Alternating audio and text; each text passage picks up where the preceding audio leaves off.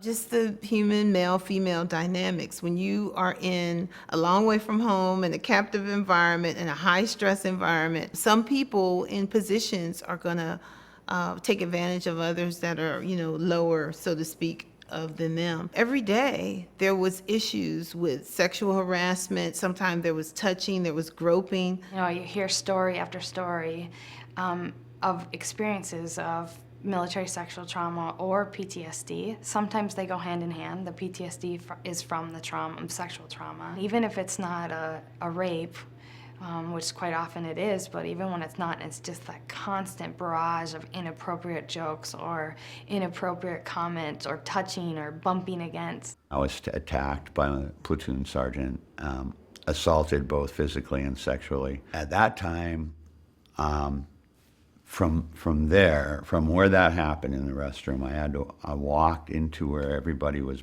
staying, and I just told them that I'd been physically assaulted. At that point in time, I had already started believing that that's all that had happened, was a physical assault. And so they encouraged me to report it to first sergeant, and I was scared, man. There isn't supposed to be sexual harassment. It's not supposed to be part of the environment. I think women are, by some men, looked at as a weakness in the military. So it's like you don't want to be the woman that's making drama. You don't want to be the weak link in this, well-ironed machine, even if it's justified. So I think a lot of it just women let it go. I had a supervisor who was he was hateful. He was always mean. He was very hard on me, and I took it even though I was successful at my job, and I kind of ignored him. And one day I finally snapped and I told him, would you treat your wife, your child, your grandmother, your aunt, any of these women in your life, would you treat this way? I was like, because I am somebody's daughter. I am somebody. And it's the way that many either try to come across very hard, I think, or they come across as condescending and they're gonna, try to lure you into their bedroom.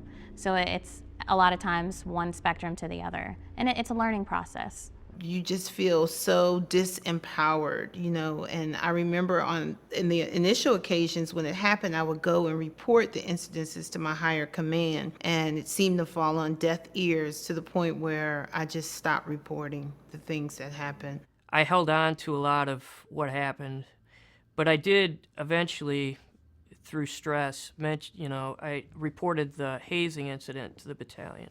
When I did that, there was a court-martial where the ringleader was court-martialed. After I reported it and the court-martial went through and the gentleman was disciplined, I was also disciplined. I was taken from my job site and I worked in the galley cleaning pots and pans, and from there I went to the central tool room where I worked with tools, and it was hard because this happened early in my career, so I knew I had another 4.5 years left to serve, and I just dreaded waking up and having to do these menial tasks. It's something that you become even more isolated, and it becomes your secret. It's really scary, and you feel really isolated, and you don't talk about it. Find a good therapist that has training in military sexual trauma, if that's what you need, and really get gut level honest and tell that therapist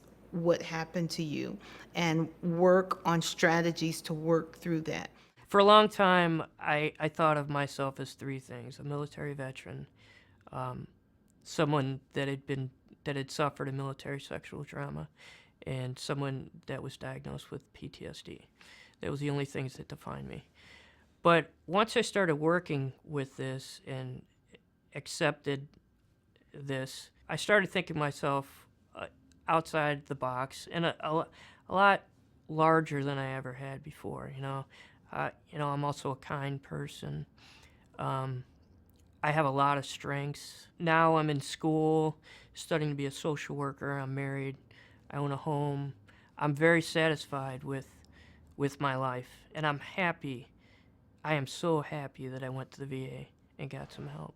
I continue to work with other women vets, and we meet on a regular basis and talk and can share our experiences, and that has helped immensely. So for me, my mental health is in restored, and it's a multi-phase thing.